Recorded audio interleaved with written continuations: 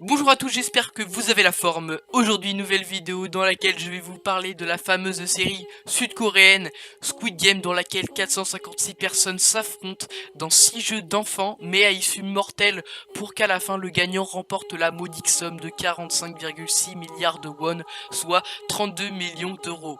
Waouh, ça donne envie quand même. C'est pourquoi nous pouvons alors nous demander quels seront les 6 prochains jeux dans la deuxième saison de Squid Game.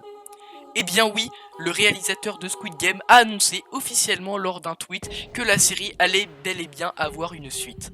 Par contre, il faudra faire preuve de patience car celle-ci ne sortira que vers la fin de l'année 2023. Oui, ça peut paraître long, mais c'est le temps qu'il faut pour préparer une série pleine d'action et de rebondissements. Mais bref, cela n'est pas le sujet, commençons maintenant avec le premier jeu. En effet, le jeu de l'épervier typiquement français a de nombreuses variations parfaites pour la prochaine saison de la série Netflix.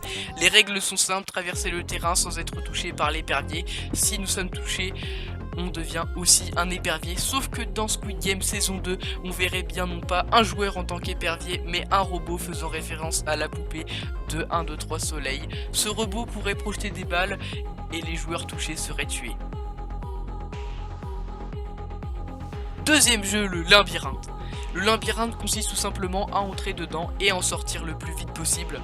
Facile d'imaginer une version de Squid Game dans lequel les personnages pourront s'entraider pour sortir du labyrinthe, où après quelques minutes, les derniers à ne pas avoir trouvé la sortie meurent.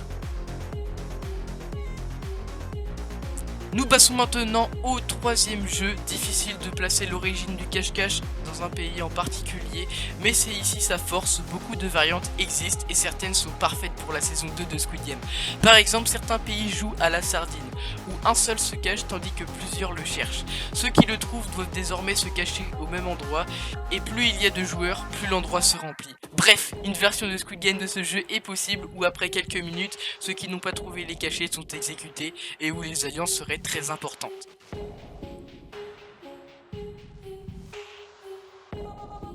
Quatrième jeu, le pendu. Le pendu est très populaire et trouver une version qui conviendrait à la série Netflix est évident. Imaginez par exemple un jeu par équipe où chaque groupe a un mot différent à deviner. Les gardes auraient la responsabilité de demander une lettre par personne. Si le mot n'est pas trouvé avant que les 6 ou 7 mauvaises lettres soient données, alors un vrai joueur se retrouvera pendu, ce qui terroriserait les équipes et rendrait le jeu plus compliqué. Nous passons maintenant à l'avant-dernier jeu, le cinquième. C'est vraiment le premier jeu qui nous est venu en tête lorsque nous nous sommes posé la question quels sont les jeux qui pourraient être ceux de la saison 2 de Squid Game, à tel point qu'on pourrait voir le nom anglais de ce jeu, Hopscotch, être utilisé pour titre Hopscotch Game. Toutefois, le jeu sera, je pense, compliqué à mettre en œuvre. Il faudra rajouter de nouvelles règles, de quoi faire de la saison 2 de Squid Game un véritable plaisir à regarder. Nous passons enfin au sixième et dernier jeu, jeu simple, rapide et que tout le monde connaît. Et si la chaise musicale était le jeu phare de la saison 2 de Squid Game, un tel épisode donnerait un ton grave à la série lors de sa fin, avec des musiques joviales et des joueurs exécutés s'ils ne trouvent pas la chaise à la coupure du son. Donc les gars, c'est déjà la fin de cette vidéo, merci de l'avoir regardé jusqu'au bout, ça me fait extrêmement plaisir. N'hésitez pas à me dire si ça vous a plu dans les commentaires et n'hésitez pas aussi à liker, à vous abonner. Et sur ce, on se dit à la prochaine vidéo.